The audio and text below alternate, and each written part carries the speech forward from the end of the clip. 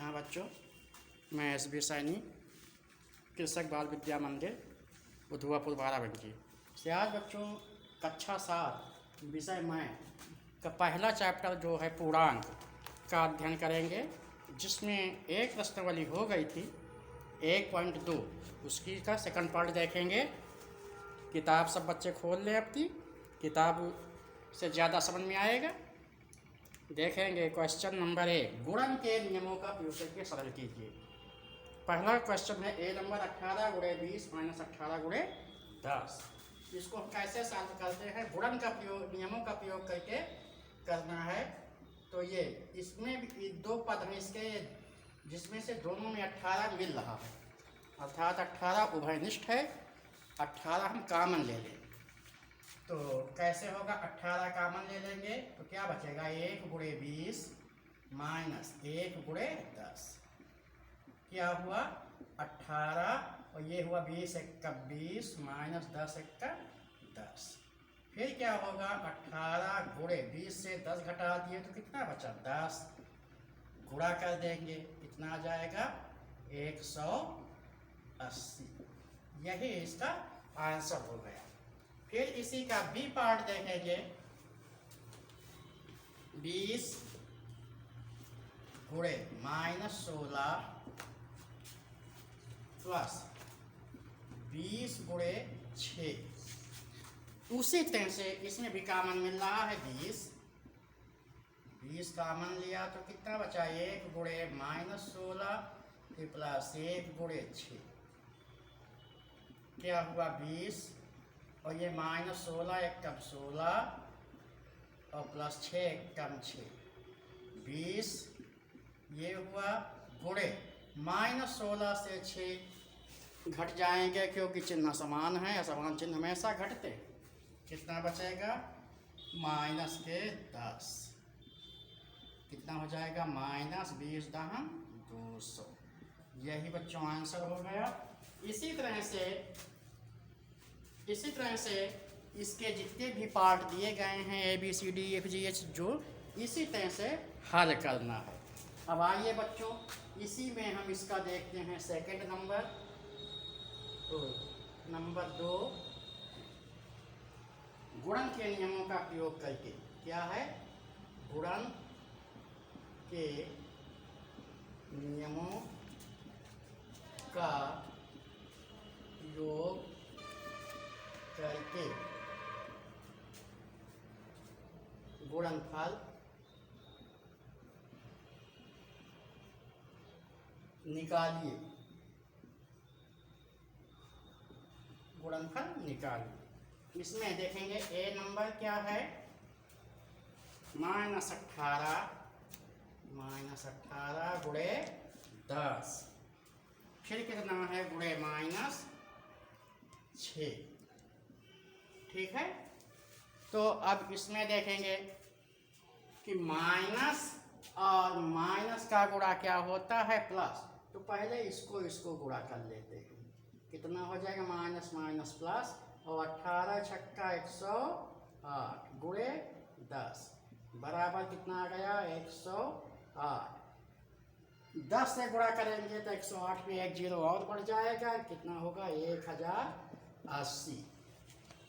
इसी क्रम में नंबर 2 और नंबर 1 और नंबर 2 शेष जितने भी पार्ट हैं इसी क्रम में लगेंगे। अब इसके बाद हम आगे देखेंगे। चलो हाँ बच्चों, देखिए अब इसके बाद हम क्या देखेंगे? Question number 3। इसमें क्या है? खाली स्थान भरिए। यहाँ पे देखिए 25 गुणे कितना दिया है? 1/25। यहाँ कितना आएगा? 25 कट जाएंगे, कितना बचेगा? 1। फिर 306 को किस संख्या से हम गुणा करें कि गुणनफल शून्य आए? हम ये जानते हैं कि किसी भी संख्या को शून्य से गुणा करने पर कितना आता है? शून्य। अर्थात हम इसको किससे गुणा करेंगे? शून्य से। ठीक है। इसके बाद सी नंबर में देखेंगे -79। को हम इसके व्युत्क्रम से गुणा करेंगे तो क्या आएगा, 1 आएगा। अर्थात कितना लिखेंगे, 1/-79। इसमें देखेंगे 28 गुणे 36 माइनस 10 बराबर 28 को पहले ब्रैकेट में 36 से गुणा किया गया है, ये माइनस, और यहाँ क्या बचा 10। 28 को कितने से गुणा करेंगे, 10, यहाँ क्या भरेंगे 10। फिर ये -14 गुणे 26 बराबर -14 को 26 से ही गुणा करेंगे। फिर 13 गुणे 26 प्लस 18 बराबर एक ब्रैकेट में 13 गुणे 26 है, तो दूसरे में हो जाएगा 13 गुणे 28। क्या हो जाएगा, तो 13 गुणे 18। ठीक है। इसी तरह से अब देखेंगे सवाल नंबर 4। सवाल नंबर 4, इसमें क्या है, गुणनफल ज्ञात कीजिए। गुणनफल ज्ञात कीजिए। ए नंबर देखिए 510 गुणे 0। ये हम जानते हैं किसी संख्या को शून्य से गुणा करने पर शून्यता है, अर्थात 510 को शून्य से गुणा करेंगे तो ये शून्य आ जाएगा, यही आंसर हो जाएगा। बी नंबर में देखेंगे -49 गुणे कितना दिया है, -14। इसको हम कैसे चाहें तो डायरेक्ट कर सकते हैं, डायरेक्ट करने में हमको अलग गुणा करना पड़ेगा, इसलिए इसको हम तोड़ लेते हैं। कितने, ये माइनस में लाना है, इसलिए बड़ी संख्या माइनस की रखें। -50 और 50 में एक हम प्लस कर देते हैं, तो क्या बन जाएगा, -49, यानी 50 से हम एक कम कर दें तो 49 बच जाएगा। फिर गुणे -14, अब ब्रैकेट खोल देंगे। ये माइनस माइनस का गुणा कितना हुआ, चाहे ऐसे लिख लें, -50 गुणे -14 फिर +1 गुणे -14।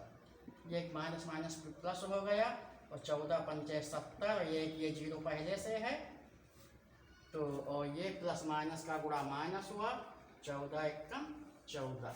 घटा देंगे, 10 से 4 गए 6, यहाँ बचे 9 से 1 गए 7, और ये यहाँ क्या बचा 6। कितना आ गया, 676। 676 आ गया। एक सेकेंड, 10 से 4 गए 6, और 10 से 4 गए 6, और यहाँ बचे 9, 9 से 1 गए 8, 686 आंसर आ जाएगा। इसी क्रम में सी नंबर देखेंगे। सी नंबर में दिया है 37 गुणे -48। 37 गुणे -48, इसको हम क्या लिखेंगे, 37 गुणे -48 को हम कैसे लिखेंगे, 50 - 2, तो -50 +2। 50 से 2 घटाएंगे तो 48 बचेगा, इसलिए इसको हम लिखेंगे 37 गुणे -50 और प्लस 37 गुणे 2। गुणा करेंगे तो ये 0 और 5 सत्ते 35, 5 तिहाई 15 3 18, प्लस 2 सत्ते 14, 2 तिहाई 6 1 7। घटा देंगे तो ये प्लस माइनस का गुणा है, इसलिए ये माइनस है, और ये प्लस। संख्या बड़ी संख्या माइनस की है, इसलिए यहाँ चिन्ह हम माइनस का लगाएंगे। घटा देंगे, 10 से 4 गए 6, ठीक है, यहाँ बचे 4, दहाई लिया, 14 से 7 घटाए 7, और यहाँ कितना बचा, ये यहाँ 14 बचे थे, यहाँ बचा 7, अर्थात 1776 माइनस के। यही आंसर हुआ बच्चों। इसी तरह से इसके अन्य पार्ट जो हैं उनको लगाइएगा। हाँ बच्चों, अब हम देखेंगे क्वेश्चन नंबर 5, जिसमें दिया है कि किसी कमरे का तापमान कितना दिया है, 45 डिग्री सेंटीग्रेड। इसमें क्या होता है, वो प्रति घंटा 6 डिग्री सेंटीग्रेड घटता है। प्रति घंटा कितना ताप घट रहा है, 6 डिग्री सेंटीग्रेड। तो 9 घंटे बाद कमरे का ताप कितना होगा ये हमको निकालना है। कितना होगा? तो 45 डिग्री सेंटीग्रेड ये पहले से है, घटेगा तो ताप कम पड़ेगा, अर्थात कितना 9 गुणे 9 घंटे बाद निकालना है। 1 घंटे में 6 डिग्री घटता है, गुणे 6 डिग्री सेंटीग्रेड तो बराबर कितना हुआ 45 डिग्री सेंटीग्रेड माइनस 9 छक 54 डिग्री सेंटीग्रेड। घट जाएगा तो बड़ी संख्या माइनस की है, माइनस और 45 5 50 4 54 यानी 9 डिग्री सेंटीग्रेड ताप, मतलब 9 घंटे बाद कितना तापमान कमरे का बचेगा 9 डिग्री सेंटीग्रेड। देखेंगे क्वेश्चन नंबर 6। क्वेश्चन नंबर 6 में देखिए किसी प्रश्न पत्र में 16 प्रश्न हैं, प्रत्येक कितने प्रश्न हैं 16। प्रत्येक सही उत्तर के लिए कितने अंक दिए जाते हैं 4। और सही उत्तर के 4 अंक तथा गलत उत्तर पे 2 अंक काट दिए जाते हैं। ठीक है, अब इसी हिसाब से इसके 2 क्वेश्चन दिए हैं, निम्नलिखित प्रश्नों के उत्तर दीजिए। दिया है हर्ष ने सभी प्रश्न किए, सभी प्रश्न यानी कुल प्रश्न 16 है, तो आज ने कितने प्रश्न किए 16, और जिनमें से 4 उत्तर सही हैं। तो सही उत्तर कितने हैं 4, तो गलत कितने होंगे भाई 16 से 4 घटा देंगे, 16 माइनस 4 बराबर कितने गलत हैं 12 प्रश्न। तब इसको कुल कितने अंक मिलेंगे ये देखना है। तो कुल उसके सही अंक है 4 और 4 दिए हैं, तो 4 और सही प्रश्न पे कितने मिलते हैं अंक 4। भाई 4 प्रश्न उसके सही हैं और सही प्रश्न पर अंक कितने मिलते हैं ये देखिए 4, और सही प्रश्न कितने हैं 4, तो 4 4 का गुणा कर देंगे, कितना आ जाएगा 16। फिर उसके गलत प्रश्न कितने निकल रहे हैं 12, और गलत प्रश्न पे अंक कितने कट रहे हैं ये देखिए 2, तो कट रहे हैं तो नंबर उसके घटेंगे, इसलिए यहाँ माइनस का चिन्ह लगेगा। तो 12 को 2 से मल्टीप्लाई करेंगे तो 12 दूना 24, कितना होगा 24, 12 दूना 24, घटा देंगे तो 24 से 16 घटाएंगे कितना, तो 8 दूनी 16 8 तिक 24, यानी माइनस के 8 अंक बचेंगे। इसी तरह से प्रत्येक के बारे में बताया गया है। प्रत्येक ने कुल कितने प्रश्न किए हैं, प्रत्येक ने कुल प्रश्न किए हैं 14, और इसने गलत कितने कर दिए हैं 2 उत्तर। ठीक, सही प्रश्न कितने बचेंगे 14 से 2 निकाल दो 12 बच गए।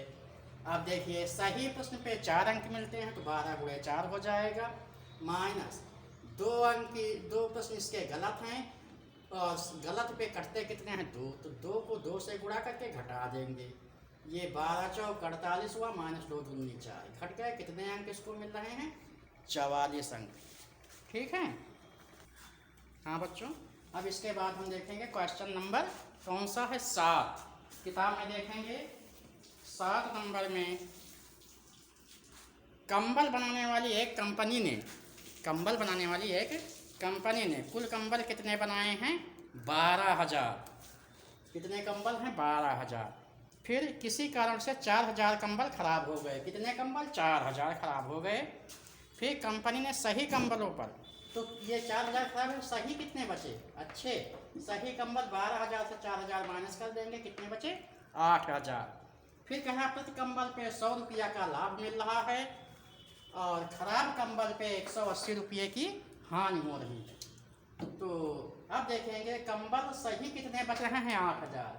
8,000 पे कितने प्रति कंबल पे 100 लाभ होता है, यानी 8,000 को 100 से गुणा करेंगे, कुल रुपये मिल जाएंगे। इसी तरह से खराब कंबलों पर हानि 180 रुपये की होती है, तो 4,000 कंबल खराब हैं, 180 से गुणा कर देंगे और उसके बाद घटा देंगे, तो ये कितना हो जाएगा, ये हो जाएगा तुम्हारा 8 लाख, और ये 18 चौक 72 यानी 7,20,000। घटा देंगे तो कितना बचेगा शेष 8,000 रुपया। ये यही तो आपका आंसर हो जाएगा। हाँ बच्चों, अब देखेंगे इसके बाद क्वेश्चन नंबर 8 क्या है, सही कथन पर सत्य तथा गलत कथन पर असत्य लिखिए। पहला नंबर है गुणात्मक तत्समक। गुणात्मक तत्समक 1 होता है, मतलब एक गुणात्मक तत्सम किसी संख्या को 1 से गुणा करने पर वही संख्या आ जाती है, इसलिए ये आपका क्या है, कथन तो आपका सही है। दूसरा, पूर्णांक और जीरो का गुणनफल शून्य आता है, मतलब किसी भी पूर्णांक, एक पूर्णांक क्या है, एक पूर्णांक और जीरो का गुणनफल जीरो ही होता है, ये कथन भी आपका सही है। ये जानते हैं किसी संख्या को शून्य से गुणा किया जाता है तो गुणनफल शून्य हो जाता है।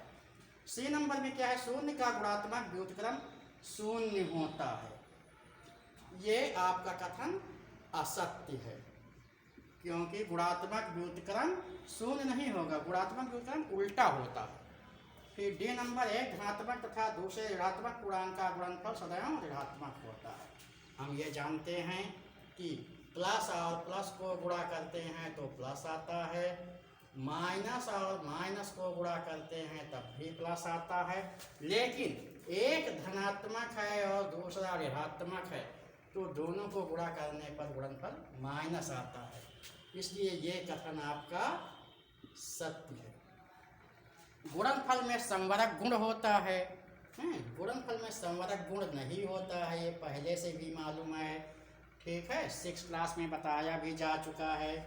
फिर एक नंबर, गुणात्मक व्युत्क्रम उस पूर्णांक का उल्टा होता है, ये अभी अभी बताए हैं, ये कथन भी सत्य है। तो इस तरह से बच्चों आज हम लोगों ने 1.2 में कुछ पूर्णांकों पर आधारित सवाल पढ़े हैं, और यहीं से आज की ये प्रश्नावली समाप्त होती है। फिर अगली प्रश्नावली अगले लेक्चर में देखेंगे।